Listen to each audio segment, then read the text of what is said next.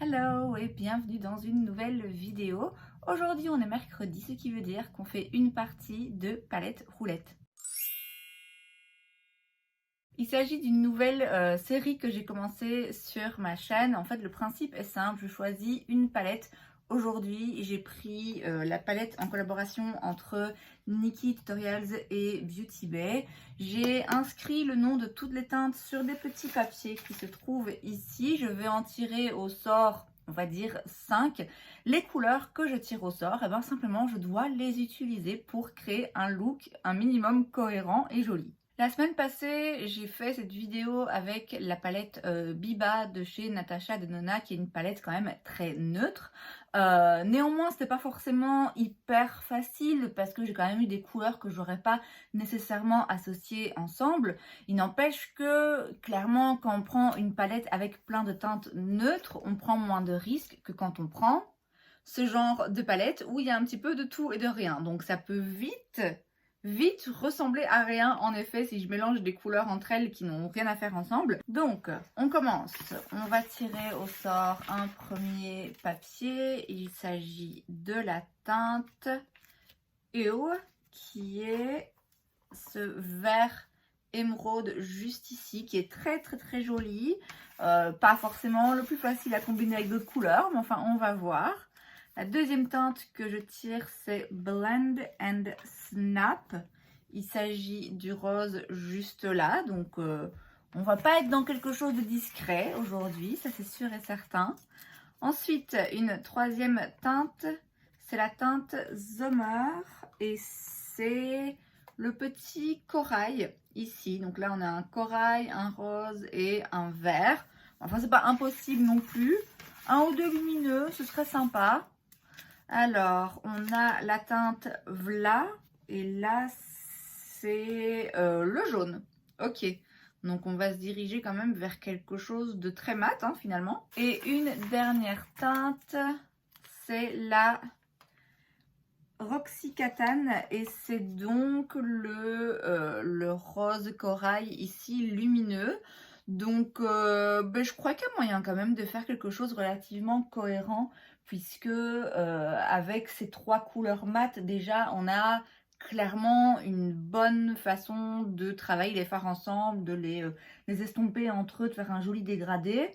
Je pense que le vert, je vais l'utiliser en ras de cils inférieur pour pas le mélanger aux autres, mais quand même l'utiliser, avoir une petite touche de vert émeraude. Et puis le lumineux sur la paupière mobile. Donc écoutez, finalement, c'était une palette qui s'annonçait compliquée.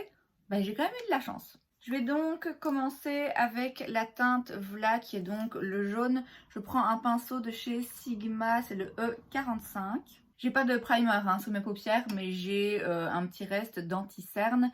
Et j'ai poudré aussi légèrement mes paupières avec ma poudre de dessous des yeux. Et donc ce fard jaune, je viens le déposer au coin interne.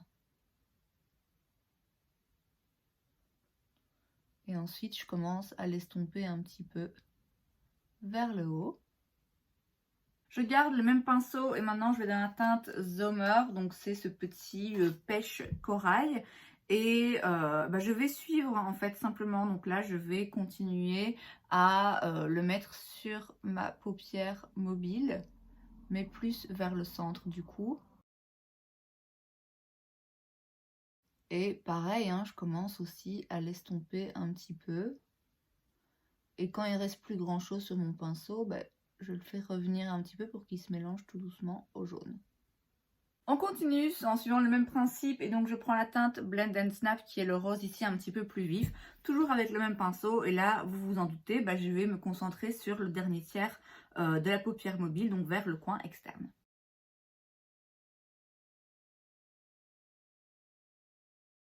Et donc pareil, hein, une fois que le plus gros de la matière a été déposé, je repasse un petit peu là dans tout le creux de paupière pour tout bien mélanger. Maintenant, je prends un pinceau de chez NYX, c'est le numéro 16, c'est un pinceau estompeur. Et je retourne dans la teinte Zomer que je vais utiliser pour mettre au-dessus du creux de paupière, en fait, pour quand même avoir un petit peu de couleur. Ensuite, je prends donc la teinte Roxy Catane qui est juste là. Je vais la prendre au doigt et donc vous voyez c'est vraiment un rose pêche corail très très joli. Et je vais la mettre sur le centre de la paupière mobile. Donc finalement un peu où j'ai mis la teinte Zomer sur la paupière mobile, hein, vraiment en plein milieu. Je reprends mon petit pinceau Sigma du début et je vais m'assurer que la teinte soit légèrement estompée dans le reste du look. Donc vous voyez là on a vraiment un point lumineux juste au centre de l'œil. Avec un petit pinceau de chez Sephora, je prends maintenant la teinte E, qui est donc le vert émeraude. Et là, je vais le mettre en ras de cils inférieur. C'est pas triché, j'utilise toutes les couleurs.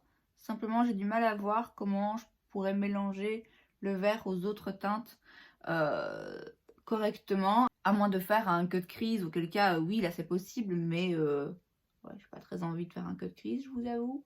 Donc, on le met en ras de cils inférieur. Ça rajoute une petite touche de couleur. Ça ajoute un petit peu de dimension au look. Et moi, ben, j'ai respecté les règles. Je reprends toujours le petit pinceau du début. C'est pas grave s'il y a encore un petit peu de teinte lumineuse dessus. Je viens estomper le fard vert.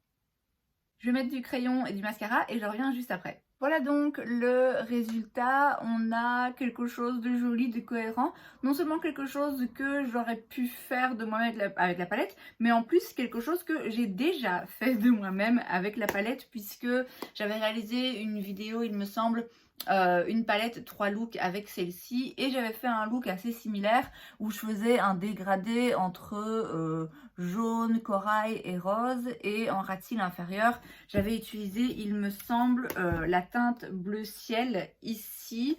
Donc finalement c'est quand même assez similaire à quelque chose que j'ai déjà fait. C'est quand même bien la preuve que vraiment le hasard fait tout, puisque avec la palette Biba, je vous l'ai dit, finalement c'était pas forcément si évident que ça.